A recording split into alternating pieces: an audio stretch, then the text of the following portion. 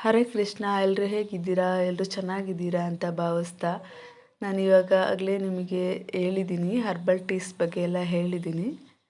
So ಅದರಲ್ಲಿ ಇದೊಂದು favourite ನಂದು. ಅದಕ್ಕೆ ಬೇಕಾಗಿರೋ ಇಂಗ್ರೀಡಿಯೆಂಟ್ಸು: ಶುಂಠಿ ತೊಗೊಂಡಿದ್ದೀನಿ, 1 ಇಂಚಷ್ಟು ಪುದೀನ ತೊಗೊಂಡಿದ್ದೀನಿ. ಇದು ಶಂಖಪುಷ್ಪ, ಎಲ್ರಿಗೂ ಗೊತ್ತಿರುತ್ತೆ. ಶಂಖಪುಷ್ಪದ ಪ್ರಯೋಜನಗಳೆಲ್ಲ ಗೊತ್ತಿರುತ್ತೆ. ನಿಂಬೆಹಣ್ಣು ತೊಗೊಂಡಿದ್ದೀನಿ. ಮೊದಲಿಗೆ ಇಲ್ಲಿ ನಾನಿಲ್ಲಿ ಸ್ಟವ್ ಹಚ್ಬಿಟ್ಟು ಪಾತ್ರೆ ಇಟ್ಟು ಒಂದು ಚಿಕ್ಕ ಚಂಬು ಬರುತ್ತಲ್ವ, ಆ ಚಂಬಲ್ಲಿ ಅದ್ರ ತುಂಬ ನೀರು ಹಾಕ್ತಾಯಿದ್ದೀನಿ.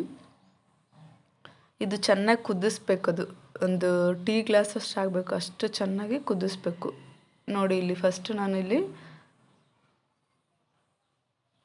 ಶಂಖಪುಷ್ಪ ಹಾಕಿದ್ದೀನಿ, ಆಮೇಲೆ ಪುದೀನ ಹಾಕಿದ್ದೀನಿ, ಆಮೇಲೆ ಶುಂಠಿ, ಈ ಮೂರನ್ನು ಹಾಕ್ಬಿಟ್ಟು ಚೆನ್ನಾಗಿ ಕುದಿಸ್ಕೋಬೇಕು.